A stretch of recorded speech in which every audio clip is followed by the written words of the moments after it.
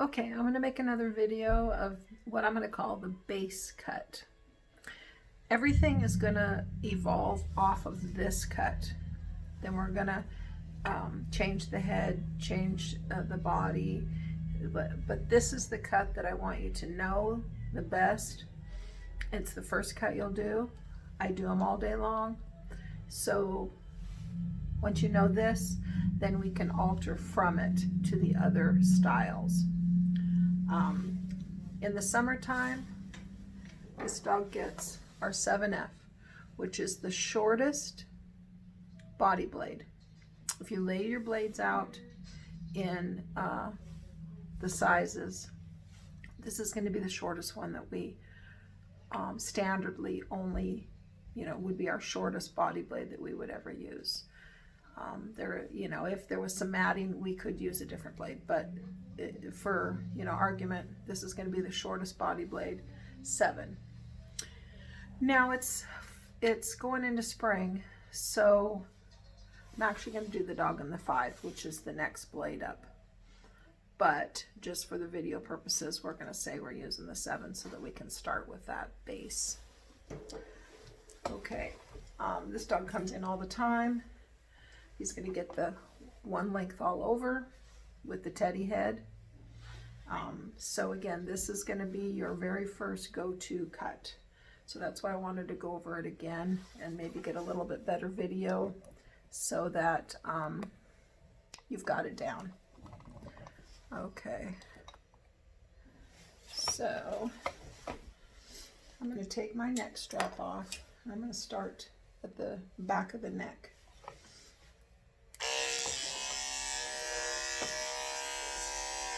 I'm going to come around, hold the ear out of the way. I'm going to come around the neck.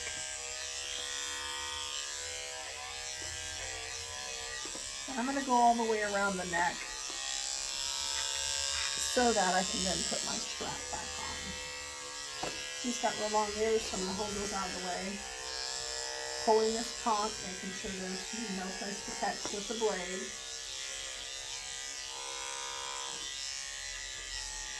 Making sure everything's up and smooth. Coming around. I'm going to go right behind the ear here.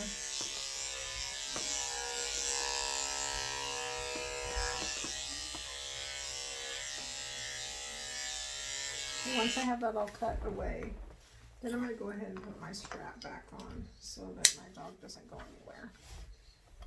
Let's get this over here a little more so you can see.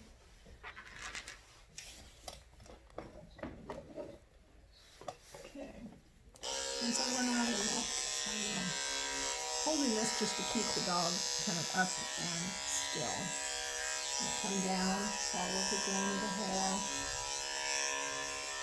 I like to get the body all done first, and then I'll go back and do the legs. At least on each side. Do this side of the body. And then fluffing this back up again, making sure that the blade is picking up well. Following the hairline, so I'm going at a slight angle here. And then again, being aware of where my little tuck-ups are, so I don't cut that. Once you get comfortable with that, you'll know where they are, and you can move along more quickly.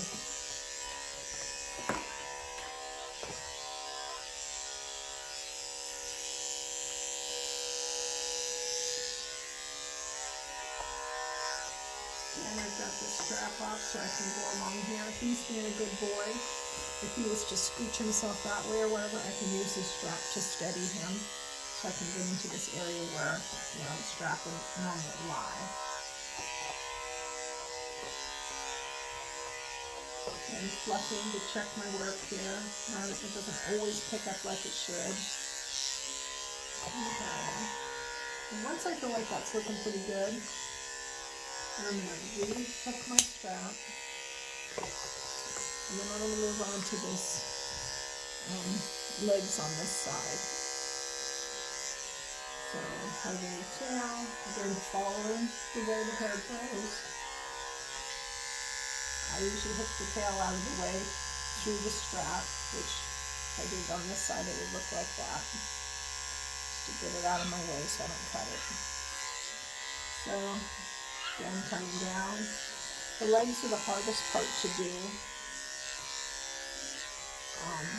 especially on the insides.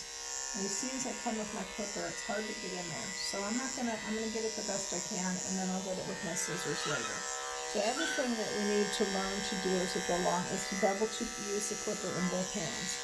And the reason is because when I'm clipping this dog, if I can move my clipper to the other hand, it's much easier to go like this than to try to go like this. It's just, the angle's better. Some groomers can't do it, but it makes life a lot easier if you can switch, and if you teach yourself from the beginning how to do it, it's going to be easier, especially when we go to the offside, and the angle's different. So if you're right-handed, it's gonna be real hard to do unless you switch. Okay. I'm going to hold this leg up and get it. This dog's being pretty good, so I'm holding its foot. If the dog is pulling a lot, I stabilize that joint. And half of dog grooming is knowing how to hold the dog to do your job. Okay, so I'm going to stabilize that joint so he can't bend his leg. It's also keeping him from pulling away. Got quite a bit of control with that. And as I come down the leg, of course I want to watch out for that little pad there. Just kind of skim over it, and we'll get that with the scissors better. There's that tuck up I'm going to watch and be careful. So I'm going to get that later. And then again, just, you're always constantly kind of going back over stuff and looking at things. I think, well, it doesn't look real good right there. So I'll pull it up. I might pull that skin taut so I can go over it again and make it look smoother.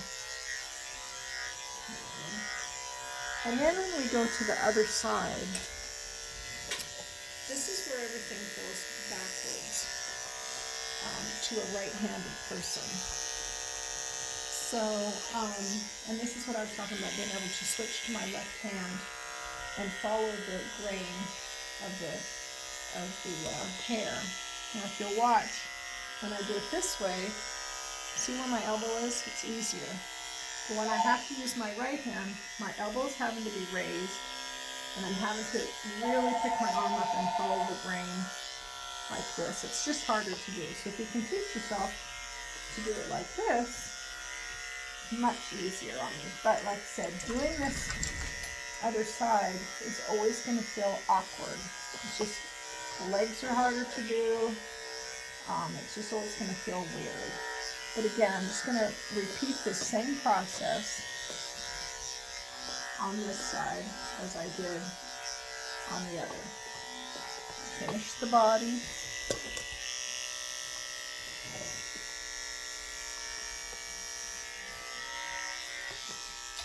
And hook that strap and get it out of the way again. See, I'm going to use this strap to my advantage to pull the dog towards me a little bit. Follow the hairline, fluff it up, a little bit longer there, go back over. And I'm constantly just kind of looking to see how my hair is laying. If I see a spot that doesn't look like it picked up very good, go back over it, kind of double check it. If when you go over it, if I go over this and nothing's coming off, see? But if I have a spot and a little tiny bit come off, it would take out any kind of lines or marks that could make it look where it wasn't so smooth. So go down the back leg again. I'm going to skim off into the tail here, just slightly, so that it flows in, go around. Again, I'm going to hook this tail over here out of my way and get on the insides of the legs the best I can. Now, one thing that I do is I can lift this leg and get in here with the clipper this way, and helps me that. And then Same with this, I can go this way. It is still hard to get in there. You don't want to dig it in, you know, get it the best you can, and then we can always scissor it. It's going to make the dog uncomfortable if you really try to dig that clipper in there just to get a few hairs that are tough to get. So, and then again, I'm holding this joint, keep his legs straight so that I can lift it, because see what happens when I try to hold it like this. And he's being pretty good now, but it's just the leg's not straight. I'm not getting a very good cut. This way it keeps that straight, and I can just smooth that hair out a lot nicer. Again, when I'm going around with my clipper, you know, the clipper will only get so much. So this, I'm just going to skim off over the top of the foot best that I can. And we're going to, you know, we have to do a lot of scissoring on the feet. So, of course, I want to get as much hair as I can with my clipper, because that leaves less scissoring for later, and makes you, you know, makes it smoother, and you can get your dog done quicker. Because the quicker you can do it, the more dogs you can do a day, the more money you're going to make.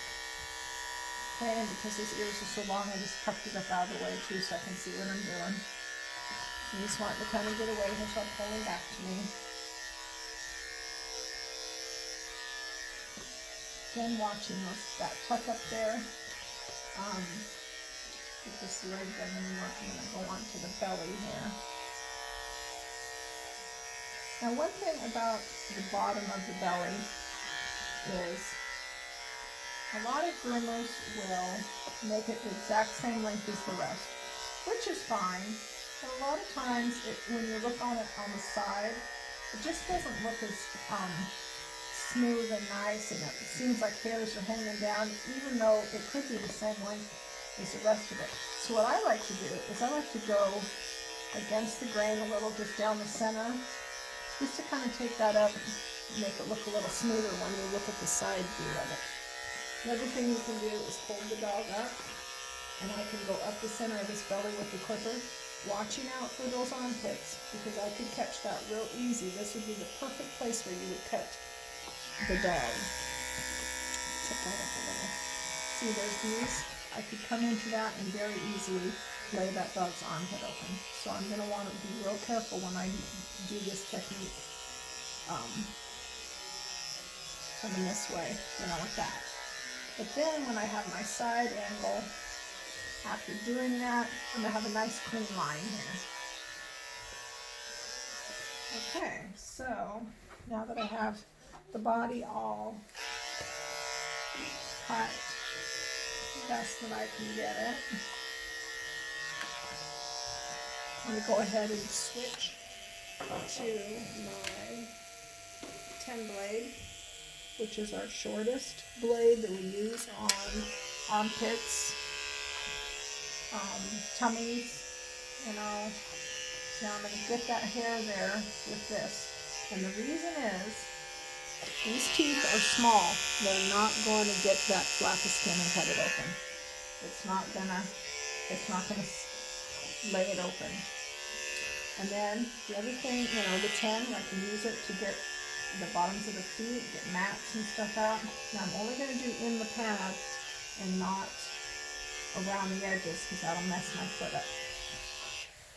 Okay, so I would go ahead and do that on all the feet, but for the video's sake, I'm going to go ahead and finish this leg here in the front so you can see what's involved. Okay, so this in close. I'm going to hold the foot up back like this. I want to cut all this hair around the edge. So I'm going to lay my shear there, and I'm also going to push my hand up against so that I'm only cutting the edge of the hair and not what's on top of the foot. Okay, and I'm going to get this as nice and clean as I can, and I'm going to be careful not to cut the pads. As laying the scissor over, you could cut the pad.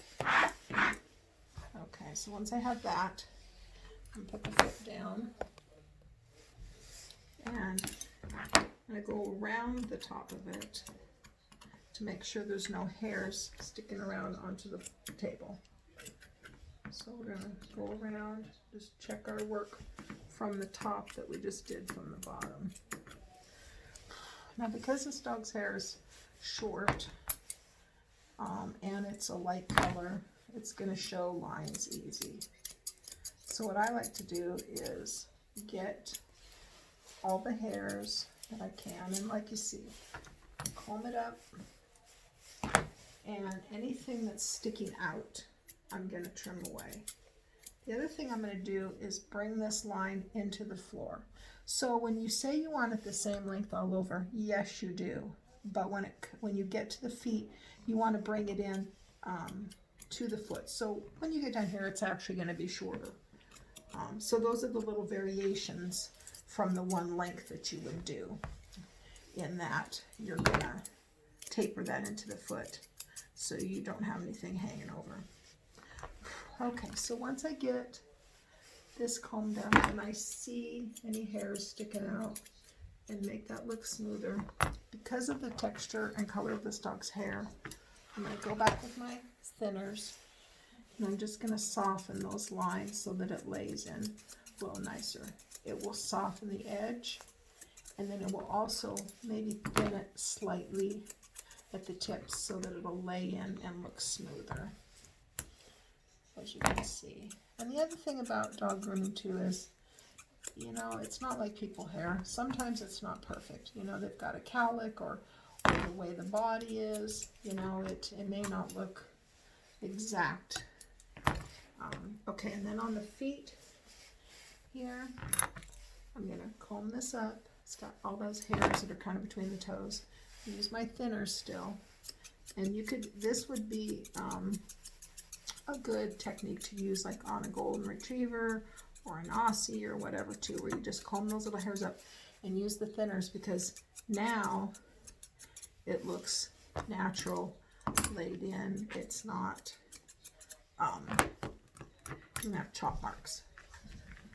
Okay, so that's the way we're going to go around and do all the feet. Now, because you have to hold your dog with one hand, and this is your working hand, sometimes I'll just use my fingers to comb, to get that up and look at my hair, as opposed to always grabbing the comb.